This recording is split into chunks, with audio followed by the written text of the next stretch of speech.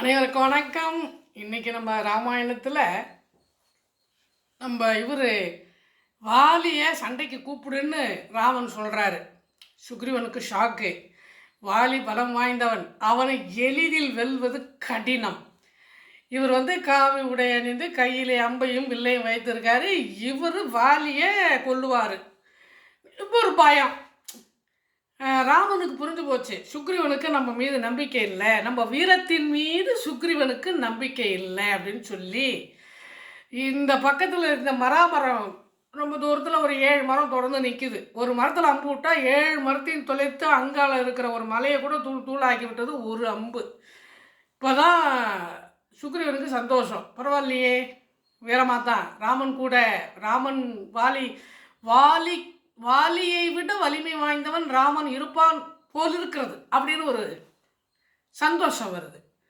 அது மட்டும் இல்லாமல் லக்ஷ்மணன் அங்கே பக்கத்தில் அதே ருஷிமுக மலையிலே ஒரு எலும்பு கூடு ஒன்று இருக்கிறது. அந்த எலும்பு கூடை கட்ட விரலால் இப்படி தூக்கி எறிகிறாரு.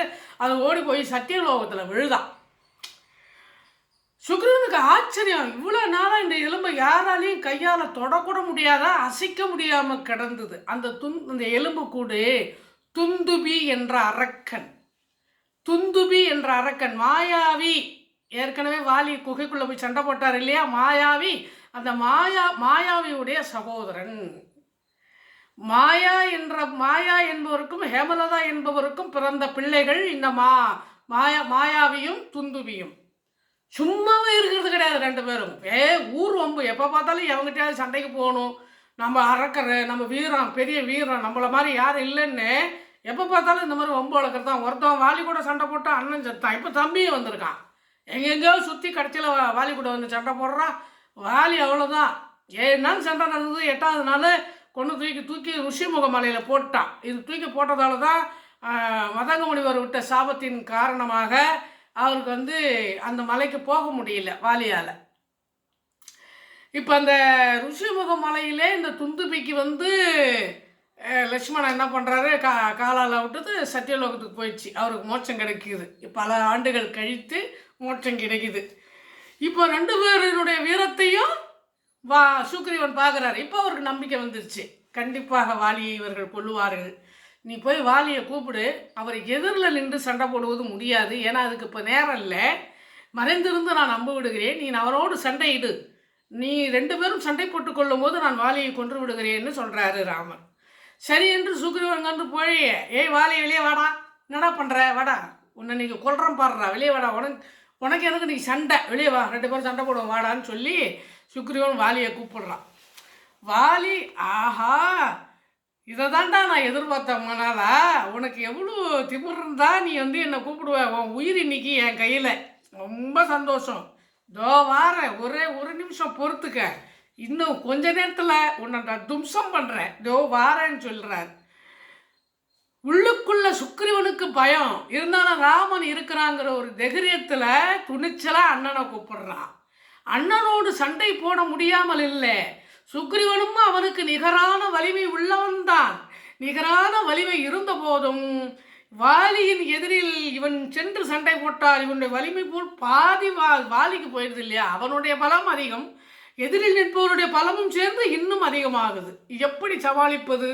இருந்தாலும் ராமன் இருக்கிற தைரியத்தில் சுக்ரீவன் வாலியை கூப்பிடுறான். தாரை வாலியோடைய மனைவி, வேண்டாங்க, ராமன் வந்திருக்காரான், லக்ஷ்மணன் வந்திருக்காரான், அவங்க உதவியோடு தான் உங்கள் தம்பி கூப்பிடுறாரு, ஏதோ சூழ்ச்சி, வேண்டாம், போக வேண்டாம், எதுக்கும் நான் கவலைப்பட மாட்டேன், யாரை கண்டும் நான் அஞ்ச மாட்டேன், நான் என்ன கோழையா, நான் வீரன், என்னை ஒருத்தன் வெளியில் வாடான்னு கூப்பிட்றான், வலினா அவன் உயிரை கொடுக்கறதுக்கு நான் போய் எனக்கு பயந்துன்னு போகாமல் இருக்கணுமா, அதெல்லாம் சும்மா இரு, நான் கிளம்புறேன்னு சொல்லிட்டு வர்றாரு.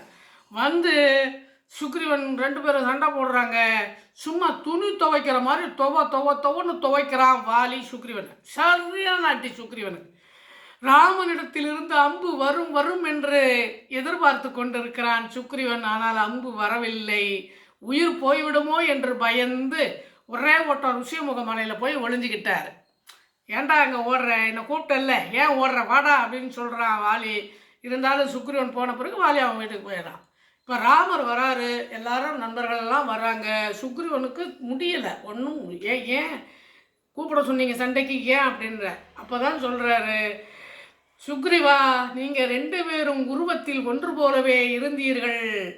சண்டை போடும்போது நீ வாலியா, அவன் வாலியா, அவன் சுக்ரீவனா, நீ சுக்ரீவனா என்று என்னால் கண்டுபிடிக்க முடியவில்லை. இருவரும் அச்சசல் ஒரே மாதிரி இருக்கீங்களே.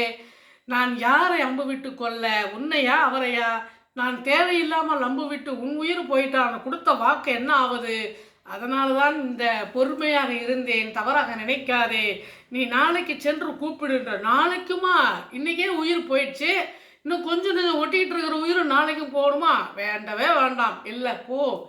உன் கழுத்திலே ஒரு பூ மாலையை நாங்கள் அணிவிக்கின்றோம். அந்த பூ மாலை உன் கழுத்தில் கிடக்கும்போது அது எனக்கு அடையாளமாக தெரியும்.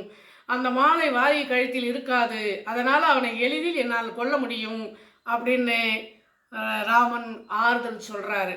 சரி, நாளைக்கு நான் செல்கிறேன் அப்படின்று வாலியை கூப்பிடுவதற்கு சுக்ரீவன் தயாராகிறார். அதுக்கு அடுத்து என்ன நடந்தது என்று அடுத்த வீடியோவில் பார்ப்போம். பிடித்திருந்தால் லைக் பண்ணுங்கள், ஷேர் பண்ணுங்கள். நன்றி.